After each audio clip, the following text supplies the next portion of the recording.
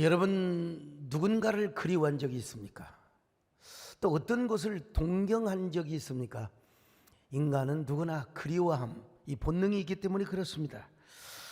근데 중요한 건 뭐냐면 누군가를 그리워하는지도 모르겠고 어딘가를 내가 동경하는지도 모르겠는데 그러한 그리움이 나의 마음을 아프게 할 때가 있다는 것입니다.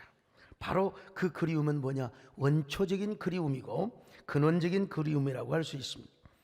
그리고 그런 그리움이 가득 채워진 날은 눈이 부시도록 푸르는 날이라고 할 수 있죠. 서정조 시인, 친일파 논란만 없었다면 제가 아는 한 이보다 더 위대한 시인은 없다고 생각합니다. 정말 문인으로서는 최고의 천재적인 시인인데요.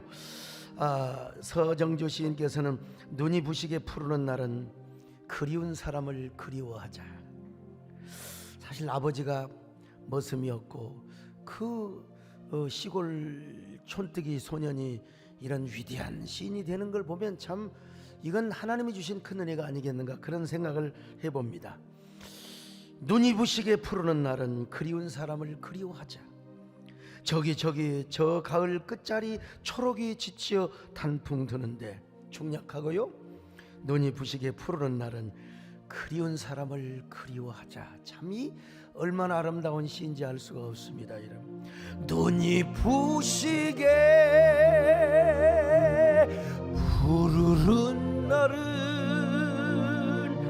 그리운 사람을 그리워하자.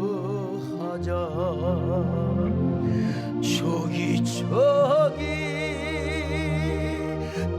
가을 끝자리 초록이 지쳐 단풍 부는데, 얼마나 여러분 유명하시면 이렇게 아름다운 곡이 또 나왔겠습니까? 사람에게는 누구나 그리움이 있는데 먼저 사람은 생리적으로 고향에 대한 그리움이 있습니다. 서울에서 태어나신 분들 고향에 대한 그림이 없다고요? 해외 나가보세요.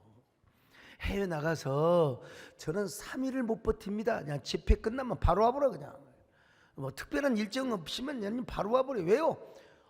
그냥 여기서는 모르는데요, 미국을 가면요 찜질방이라는 간판이 눈에 쏙쏙 들어옵니다. 노래방, 또 무슨 김치찌개 이런 냄새만 맡아도 그냥 왜 이렇게, 이게 서울 냄새고 대한민국 냄새입니다. 여러분, 외국 나가 살다 보면요 향수병이 걸립니다. 그 윤동주 시인 같은 경우는 평생 인생을 떠돌아다니면서 얼마나 고향에 대한 그리움으로 사무쳤는지 몰라요. 명동에서 경성으로, 경성에서 또 도쿄로, 또 도쿄에서 다시 교토로, 동지사대학이죠. 그러다가 이제 마지막 여생을 후쿠오카 감옥에서 이제 마치게 되죠. 그런데 그 예시를 보면 유난히 고향을 그리워하는 특정한 단어들이 많이 등장합니다. 그 중에 하나가 뭐예요? 별입니다. 그리고 또 하나가 있다면 어머니지요. 그는 고향에 대한 그리움을 별로 이미지화했습니다. 그래서 별 해는 밤이라는 시를 보면요, 별 하나의 추억과 별 하나의 사랑과 별 하나의 쓸쓸함과 별 하나의 동경과 별 하나의 시와 별 하나의 어머님, 나는 별 하나의 아름다운 말 한마디씩 불러봅니다. 그 별은 바로 자신의 고향을 이미지화한 것이. 자, 윤동주의 고향을 그리워하는 시. 그런데 윤동주 시인이 자신의 육신의 고향인 명동 땅만 그리워했겠습니까? 크리스찬이 자신의 영혼이 서려있는 근원에 대한 그리움, 그가 평소에 섬겨왔던 하나님에 대한 그리움, 언젠가 돌아가게 될 천국에 대한 그리움을 포함하고 있지 않았겠습니까? 특별히 윤동주는 후쿠오카 감옥에서 어린 시절의 추억이 담겨있는 고향이 얼마나 그리웠을까. 명동촌의 사냐에 겨울이 오면 친구들과 함께 토끼도 잡고, 멧돼지가 달려오면 겁도 없이 소리 지르며 뛰어갔던 그 어린 시절을 고스란히 기록해놓고 있거든요. 그러나 지금은 이제 후쿠오카 감옥에서 조롱에 갇힌 한 마리 새가 되어서 창살 사이로 몰아치는 하얀 눈보라를 젖은 눈으로 바라보고 있어요. 저는 이런 윤동주의 심경을 이렇게 표현을 해보았습니다. 명동촌의 겨울이라는 시인데 앞은 제가 생략을 하고요. 그러나 지금 나는 조롱에 갇힌 새가 되어 후쿠오카 감옥 창살 사이로 몰아치는 하얀 눈보라를 젖은 눈으로 보고 있어요. 비록 내가 불새가 되어 현해탄을 날아 명동까지 간다 해도 토끼를 잡으러 뛰어갔던 나의 하얀 발자국은 남아있을까요? 내가 지우지 않아도 바람과 이슬과 안개가 아닐지라도 누군가가 지웠겠죠. 그러나 하얀 설원에 찍었던 나의 발자국과 채취는 내 안에 고스란히 남아있어. 난 오늘도 명동의 겨울로 가고 있다가 그리고 언젠가 저 하늘의 새가 되어 겨울을 넘어 더 멀고 기나긴 겨울로 날아가게 된다면 나의 지친 날개 명동천의 겨울산 어느 나뭇가지라도 좋으니 그 위에서 잠시만 쉬게 해주세요. 여러분 얼마나 가슴 사무치고 아련한 애상이요 그리고 그리움이 가득한 상은입니까?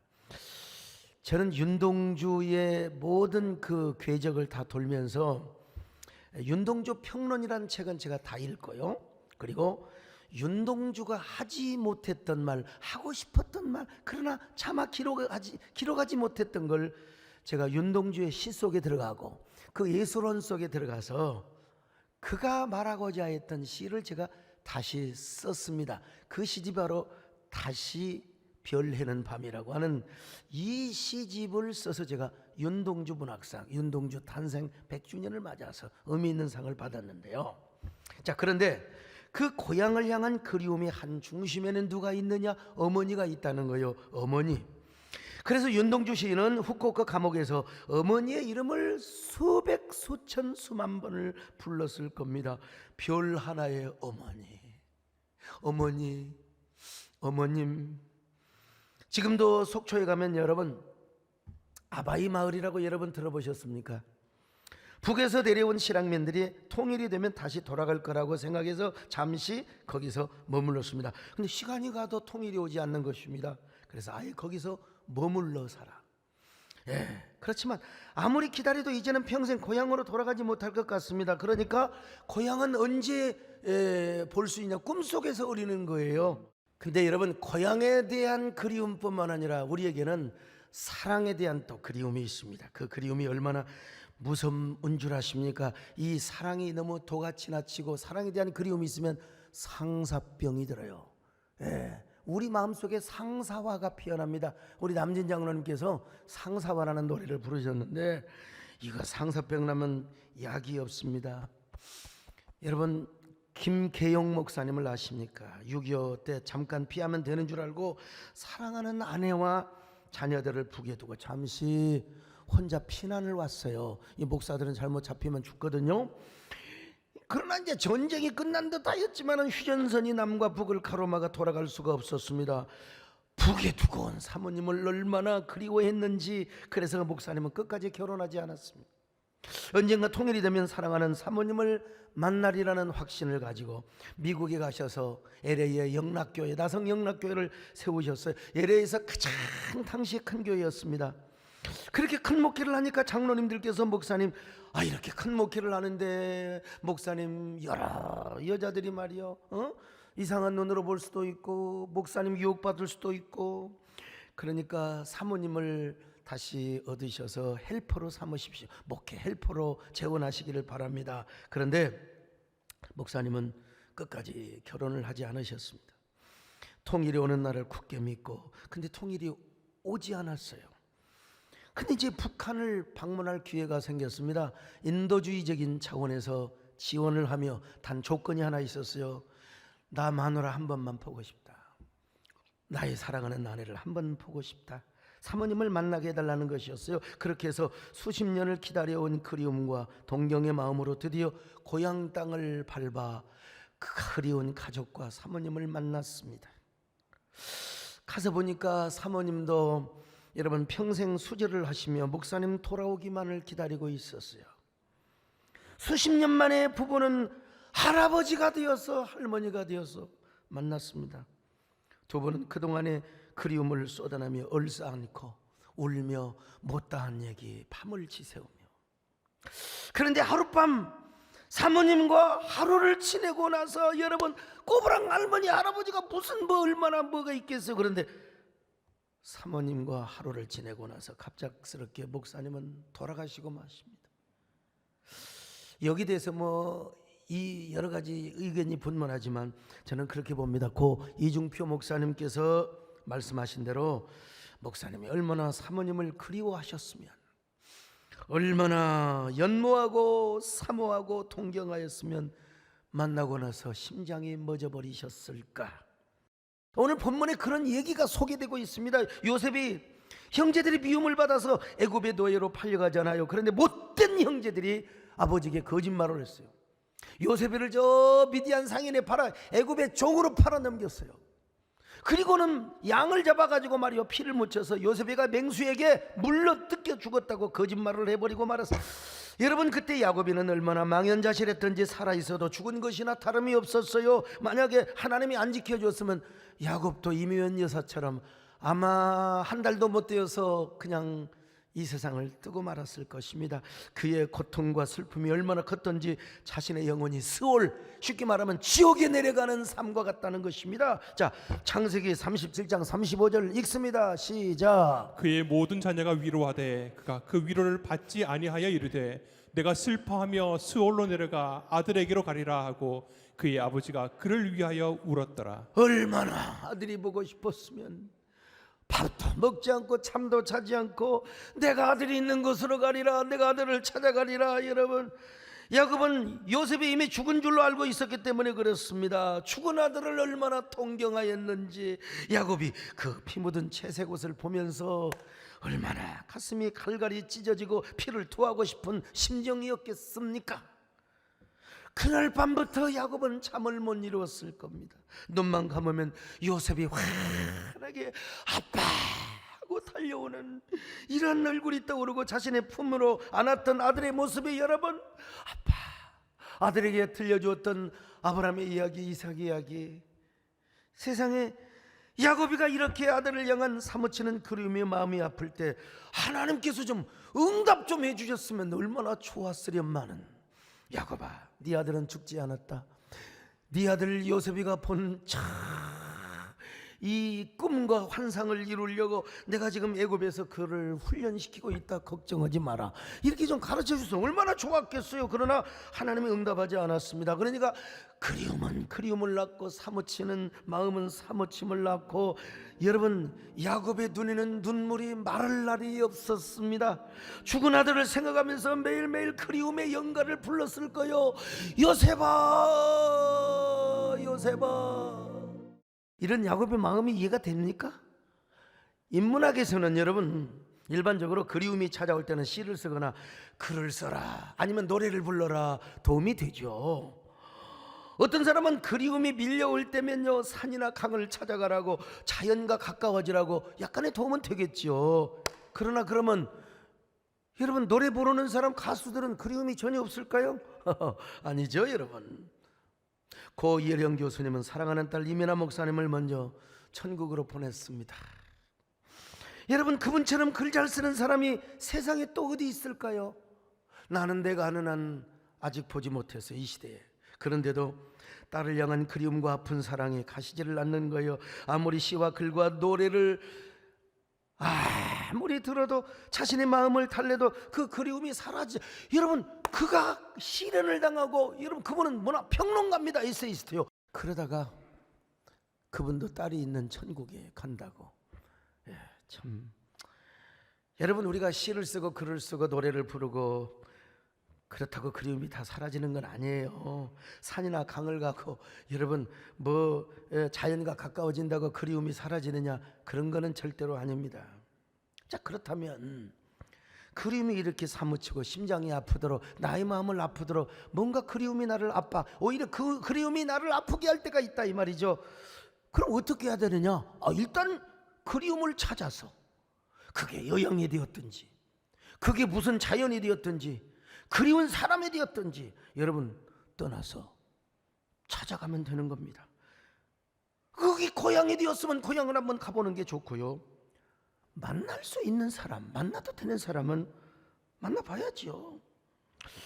아시다시피 제 딸과 사이가 잠시 미국에 가 있는데요. 사이가 근무하는 로펌 법률 사무소에서 7년 안식년을 줬어요. 7년째 이제. 그러니까 투자 가치가 있다고 생각하니까 미국에 가서 공부 좀 하고 오라고 했지 않겠습니까? 기회를 준 거죠.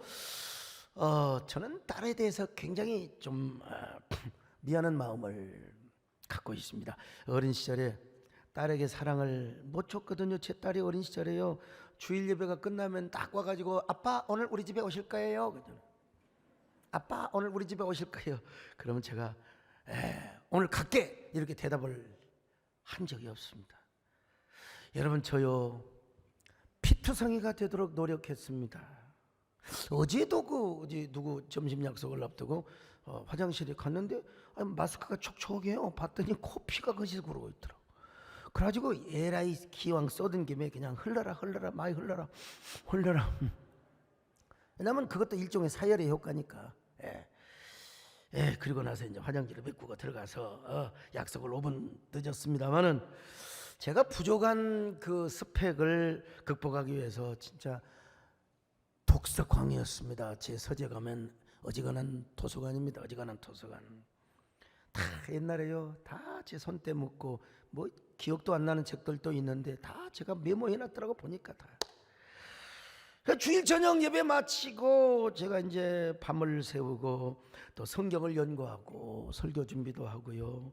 저도 사랑하는 딸과 놀아주고 싶지요. 저도 가정이 있는데, 네, 사랑하는 딸과 함께 에버랜드 무슨 뭐 서울 대공원 한 번도 가본 적이 없어요. 딸이 어릴 때 급성 장염에 걸려갖고 뭐 옛날 저 서울 방지급병원에 입원했는데 한 번도 못 가봤어요. 그냥 집사람한테 맡기고 뭐가 그렇게 교회는 코딱지 같은데 뭐가 그렇게 바쁘다고 성도들이 필요하는 대로 제가 움직이다 보니까 저는 면회도 못 갔습니다. 그래도 이제 딸이 은혜로 참 잘 자라줬죠. 그래서 미국에서 좋은 학교 나오고요. 그리고 어릴 때부터 점 찍어 놓은 놈을 아주 경찰대 수석 나온 아주 그냥 천재를 제가, 우리 딸은 천재는 아니지만 천재 사유를 얻어가지고 이제 서울대 로스쿨 우수한 성적으로 나와서 이제 결혼해갖고 손주들을 낳았어요. 여러분 손주들을 낳으니까 그제야 딸이 보이는 겁니다. 손주들이 얼마나 예쁜지 여러분 꼭 들으세요. 손주를 보지도 않고 인생을 논하는 사람은 정말 A가 아닙니다. 여러분 손주도 안 보면서 인생을 논하는 거 그거는 어설픈 그 인생론입니다. 여러분. 특별히 저는 첫 손녀 현주를 이름도 제가 지어줬어요. 현주에게 어릴 때부터 제가 감탄부호, 감탄사를 가슴속에 넣어주었습니다. 그게 바로 와우. 그런데 룻기를 보니까 와우 힘내. 우리 성도들은 다 이번에 다 공부했잖아요. 와우 힘내. 배 힘내보다는 와우 힘내가 제가 좋아서요. 특별히 벚꽃잎이 눈처럼 떨어지는 모습을 보면 막 아이가 막 얼마나 신기한지요. 정말 하나님의 은혜가 신기하다고 와우 와우 하는 거예요. 그래 내가 여러분 우리 송종환 수집사님 올라가서 벚꽃나무를 흔들어 보라라. 그리고 막 그냥 그 영상을 또 이제 우리 강희철 집사가 막 그냥 이거 보세요. 한번 보세요. 저거 여러분 와 이거 애니메이션이 아닙니다, 여러분요. 이게 편집되는 게 아닙니다. 그냥 실제로 하는 거예요, 여러분. 와. 근데 여러분, 제가 이제 교단 총회장을 맡고 한교총 대표회장을 섬기면서 애들하고 놀아줄 시간을 제가 이제 갖지를 못했어요. 그러니까 애들이 이제 눈치를 실실 봐요. 어쩌다가 주일날 교회에서 한 번 보면 야 할아버지다 그러면 아니야. 참 애들은 참 그게 솔직히 우리는 싫어도 아니라고 하는데 아이고 할아버지한테 원래 아니야 그러고 있어요. 참 상처받았습니다. 그러다가 이제 미국으로 떠났습니다. 그러니까 여러분 얼마나 참 마음이 좀 허전하기도 하고 아이고 영원히 떠난 것도 아닌데 근데 여러분 LA에서 연락이 왔어요. 광복 77주년을 맞이해서 LA 지역에서 연합 감사 예배를 드리는데 목사님 와서 설교해 줄 수 있겠습니까? 머뭇거리다가 한 일주일도 안 돼서 허락을 해 줬습니다. 주일날 빠지는 것도 아니고 옛말에 뽕도 따고 님도 본다는 말도 있는데 집회 가서 손주도 보고 얼마나 좋겠느냐. 여러분 가서 연합집회에 설교를 멋들어지게 하고, 그리고 목회자 세미나도 했습니다. 뭐 내가 그 정도로 잘했는지 모르지만 제가 이제 이번 주에 책이 나오거든요. 그걸 미리서 싹 내용을 공개해서 강의를 했더니 세상에, 아니 내가 뭐 하지도 않았는데 본인들이 일어나가지고 여러분 막 그냥 기립박수를 쳐주는 겁니다. 기립박수를 쳐주는 거예요. 그리고 뭐 저는 바로 바빠서 또 이석을 했죠. 그런데 감사패를 또 이게 보내주셨더라고요. 그런데 중요한 건 제가 이영만리를 찾아갔는데 이 녀석들이 나를 본체만 쳐는 거예요. 아이고, 지금 할머니만 좋아하는 거요. 저에게는 관심도 없어. 예배를 마치고 기념사진을 찍는데 손주 녀석이 말이죠, 예배당에 쩌렁쩌렁 소리가 나도록 뭐라고 한 줄 아세요? 할아버지, 할머니 우리 집에 데려가도 돼요? 그러잖아요. 또 가만히 있더니 할아버지, 할머니 우리 집에 데려가도 돼요? 쪽팔려서 알아서 데려가라. 그날 사실은 집사람들 온 줄 아니까 목사님들 사모님들 모여서 소강성 목사 사모도 와 있구나. 그래야 되는데 그래도 제가 미국 간 김에 한 1시간 반에서 2시간 동안 놀아줬습니다. 수영장에서. 미국은 수영장에 흔히 빠져 있거든요. 놀아줬습니다. 근데 내가 옆에 가면 싫어하는 거예요. 아니야, 할머니가 옆에 오라고. 이놈들이 말이야. 그리고 제가 이제 오려고 하니까 막 따라온대요. 왜 따라오느냐? 내가 좋아서 따라온 게 아니라 아빠 할아버지 보고 싶대. 아빠 할아버지, 지금 남씨 할아버지 보고 싶대. 왜 그러냐고 그랬더니 할아버지가 나하고 놀아주기 때문이래. 자기하고 놀아줬대요. 그리고 할아버지 집에 가면 그 기차가 있다는 거예요. 기차 보고 싶어. 나 따라갈래. 야 이놈아, 나는 간다 이놈아. 근데 이게 그러는 게 얼마나 막 내가 차를 타고 막 잘 있어요, 잘 가세요 그랬더니 막 엉엉 우는 거예요. 안 데려간다고. 그 모습이 얼마나 귀여운지. 여러분 무슨 얘기하려고 하느냐? 그리움이 밀려올 때는 그리움을 향하여 누가 반겨주든 안 반겨주든 한번 찾아가는 것도 여러분 좋은 것입니다. 야곱이가 그랬습니다. 여러분, 그가 죽은 아들을 얼마나 그리워하고 있었으면 죽지 못해 수월에 데려가리라. 수월 같은 삶을 살았습니다. 그런데 자녀들이 애굽에 가서 곡식을 사오더니 무슨 뜬구름 잡는 소리를 하고 있네요. 아버지 저희들을 용서해 주세요. 요셉이가 죽은 것이 아닙니다. 요셉이가 총리 대신이 되어 있습니다. 아버지, 옛날에 아버지가 다 뭐 편애를 하시기래 요셉을 미워서 요셉을 죽인 게 아니라 저 애굽의 상인들에게, 미디안 상인들에게 팔아먹었어요. 그랬더니 애굽에 갔더니 종로로 살고 있어야 할 동생이 세상의 종신직 총리가 되어가지고 우리를 알아봤어요. 아버지 애굽 땅에 가셔서 우리가 그 기근도 우리가 피할 뿐만 아니라 아버지 요셉을 만나시고 우리가 옛날 거짓말했던 것을 좀 용서해 주시기를 바랍니다. 야곱이가 처음에는요, 야 시잘데없는 소리 말해. 정신들이 어디가 있느냐고 말이에요. 어리둥절했습니다. 근데 요셉이가 정말 자기를 태우려고 보낸 수레를 보고서야 기운이 소생한 겁니다. 지금까지 지옥 같은 삶을 살고 못 죽어서 서울 같은 인생을 살아왔는데 이제 살맛이 나게 된다는 거예요. 살맛이요. 자, 창세기 45장 26절로 27절을 같이 봅니다.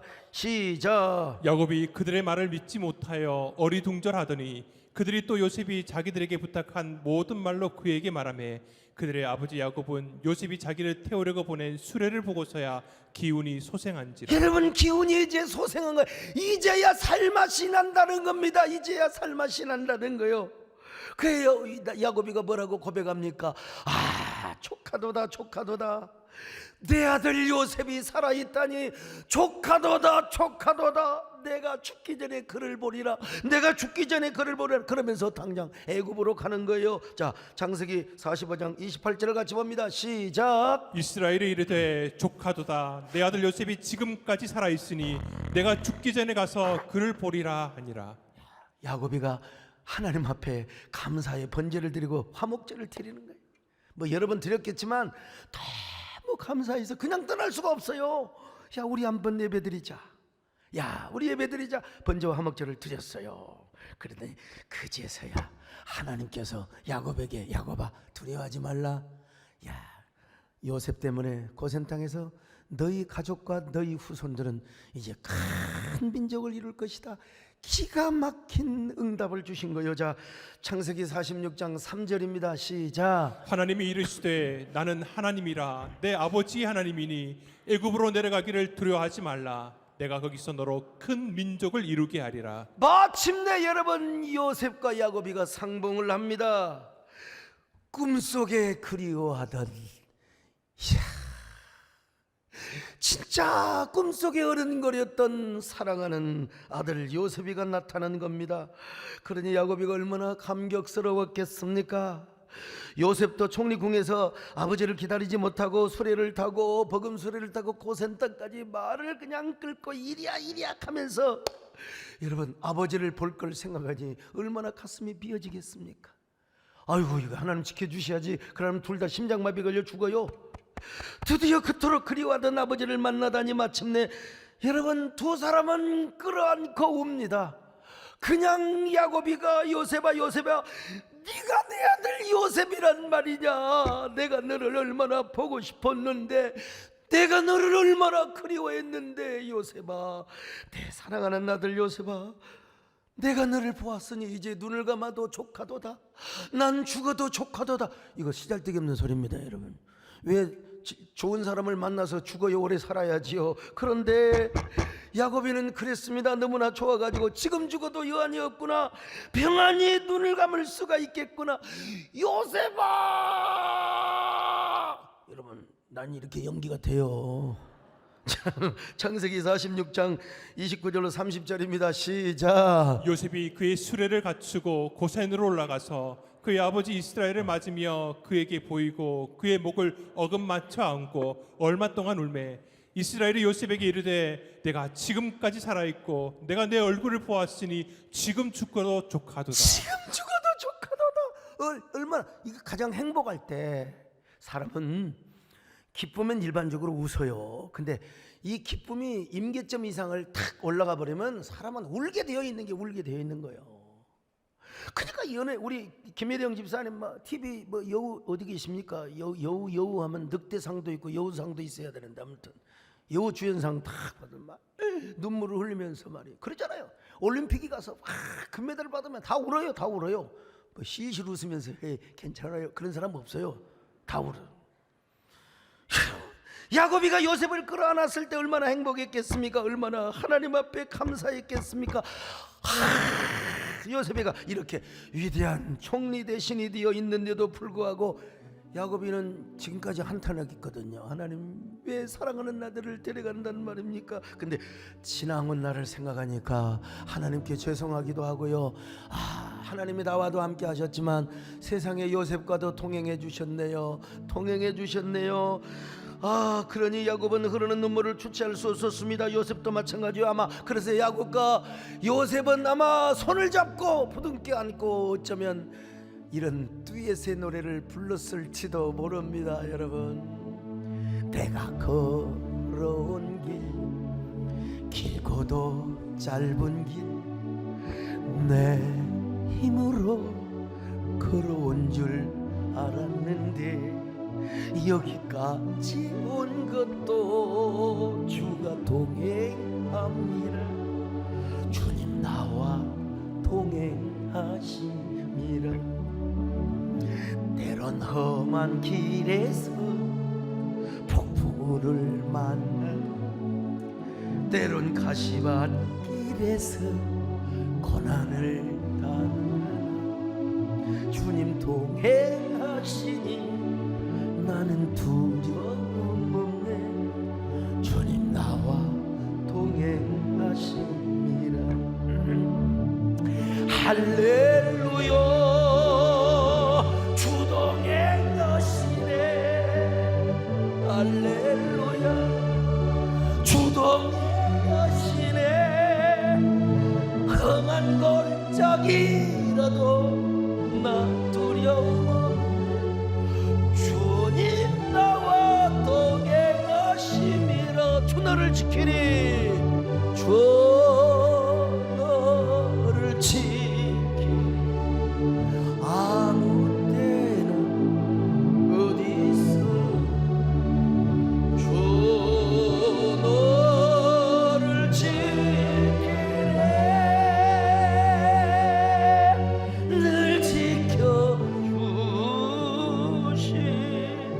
자, 그런데 여러분, 진짜 야곱이가 세월이 흘러서 나이가 들어서 이제 이 세상을 떠나야 했습니다. 사람은 누구나 죽습니다. 조영기 목사님 이제 돌아가신 일주기가 곧 이제 9월달이 되면, 나는 제가 그렇게 사랑했던 문정남 장로님 일주기를 나도 8월 말로 알았더니 세상에 지나가 버리더라고. 그래서 이제 한번 장로님들하고 내려가려고 하는데, 사람은 누구나 죽습니다. 한 번은 죽어. 저도 여러분 죽습니다. 저 죽는다고 여러분 절대로 실망해서는 안 됩니다. 누구 말만 떠나 언제 하나님 불러가실지 몰라요. 근데 죽기 전에 야곱이가 요셉에게 유언을 합니다. 요셉아, 나 죽으면 이 땅에 묻힐 수 없다. 나의 조부 아브라함과 아버지 이삭이 묻혀있는 헤브론 땅에다가 나를 좀 묻어주고, 그것은 우리 가문의 선산이기도 하고 민족의 선영이 있는 곳이기도 하다. 그러므로 내가 죽으면 나를 미라로 만들어서 헤브론까지 가서 아브라함과 이삭이 묻혀있는 선산에 나를 좀 묻혀줘라. 창세기 49장 29절입니다. 시작. 그가 그들에게 명하여 이르되 내가 내 조상들에게로 돌아가리니 나를 햇사람 에브론의 밭에 있는 굴에 우리 손자와 함께 장사하라. 왜 그렇게 헤브론 땅, 소위 말하면 선산을 사모했을까? 그건 언약의 땅이기 때문에 그렇습니다. 그러니까 이 언약의 땅이 아닌 애굽에 잠시 거류하는 그 땅에 묻힐 수가 없는 것입니다.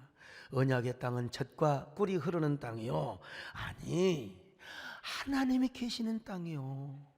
하나님이 계시. 그래서 야곱만 아니라 요셉도 언젠가는 엑소더스 하게 될 텐데, 나 미라, 내 해골을 미라로 만들어서 나도 저 우리 할아버지가 묻혀있는, 아버지가 묻혀있는 선영에 묻히기를 원한다. 우리 말로 표현하면 선산에 묻히기를 원한다. 자, 창세기 50장 25절입니다. 시작. 요셉이 또 이스라엘 자손에게 맹세시켜 이르기를 하나님이 반드시 당신들을 돌보시리니 당신들은 여기서 내 해골을 메고 올라가겠다 하라 하였더라. 왜 그렇게 그 선산 헤브론을 사모했을까? 한마디로 약속의 땅이라니까요. 하나님이 계시는 땅이요.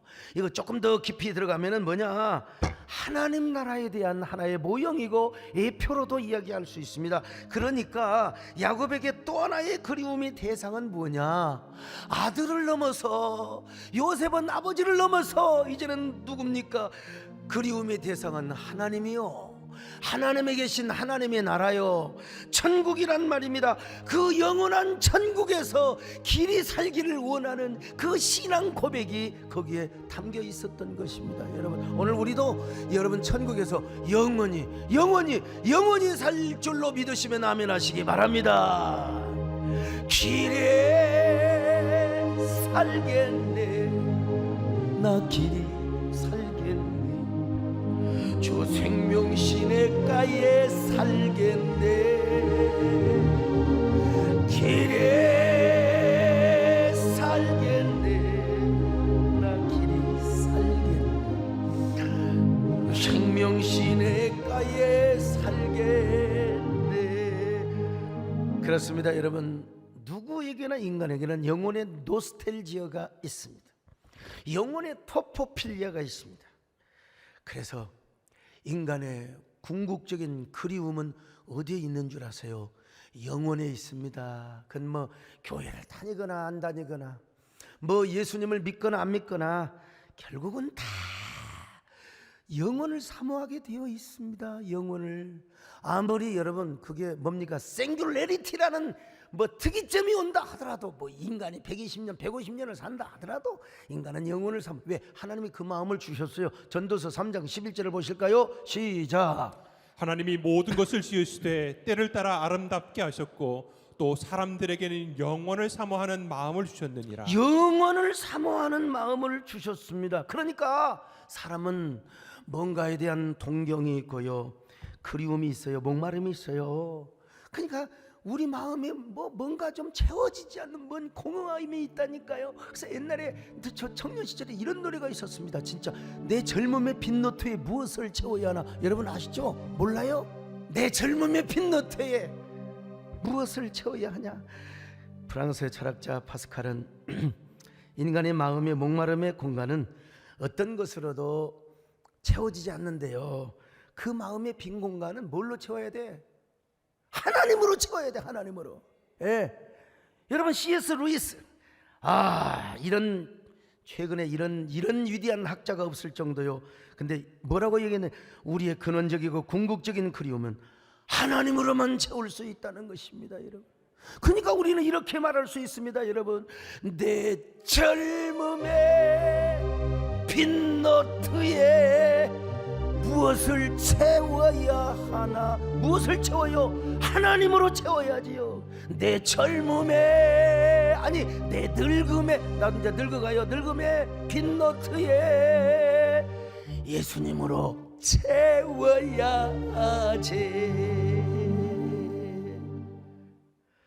그렇기 때문에 예수님을 아는 사람이건 모르는 사람이건 허들대로 하자.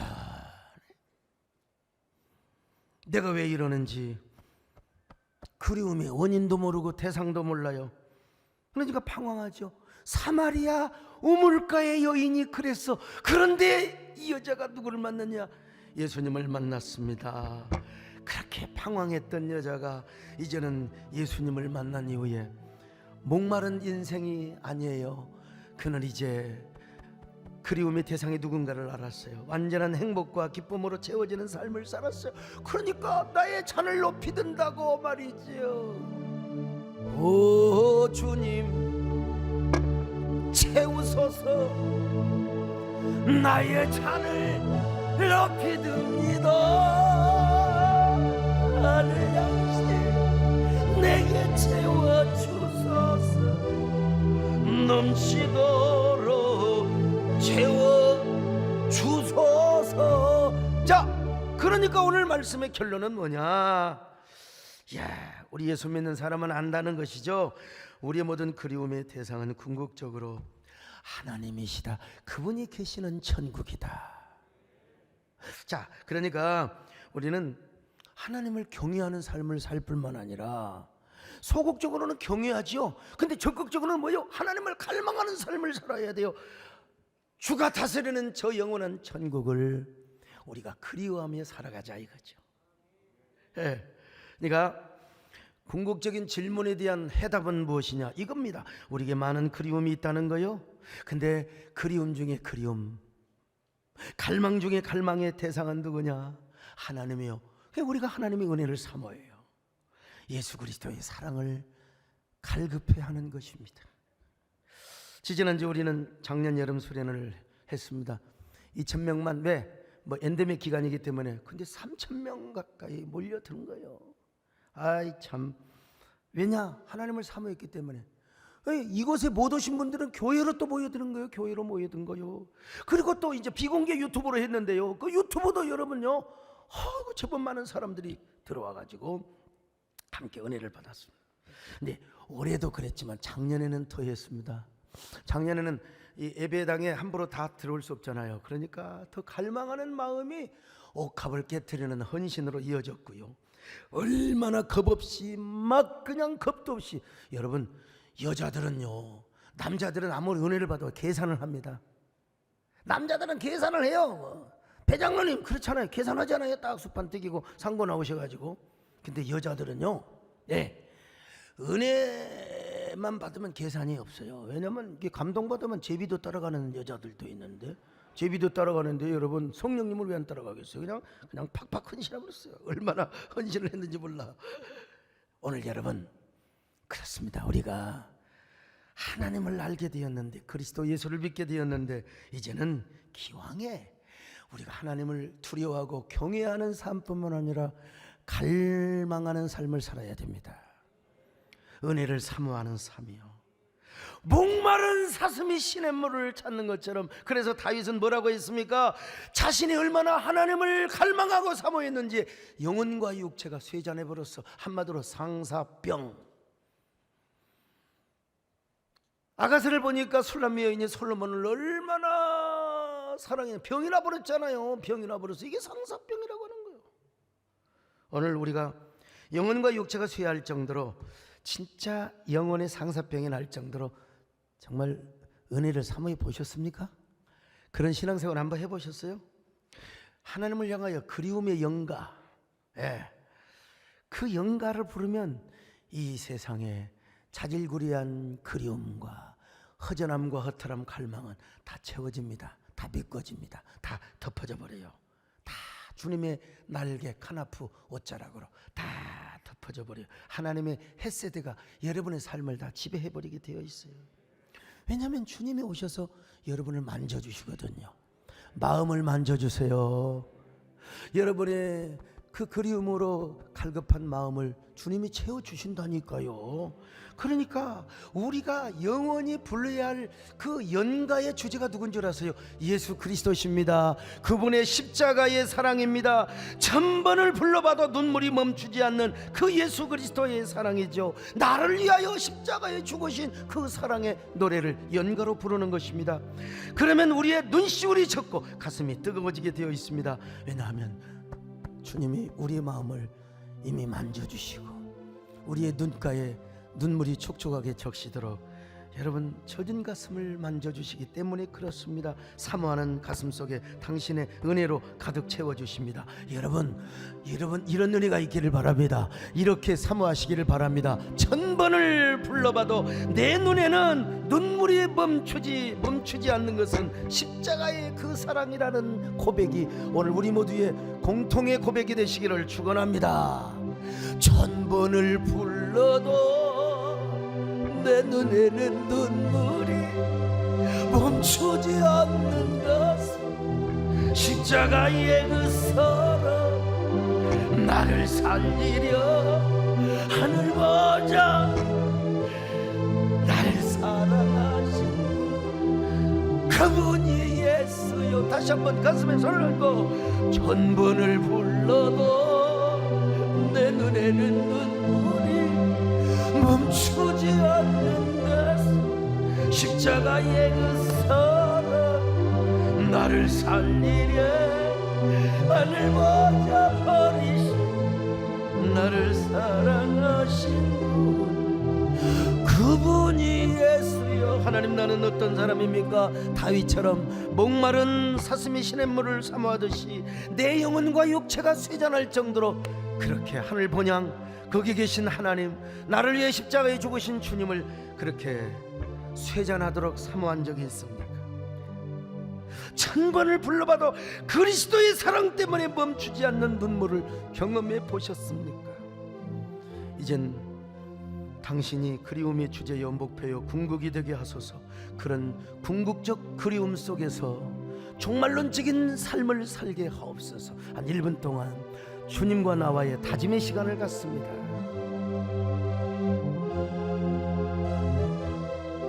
주야,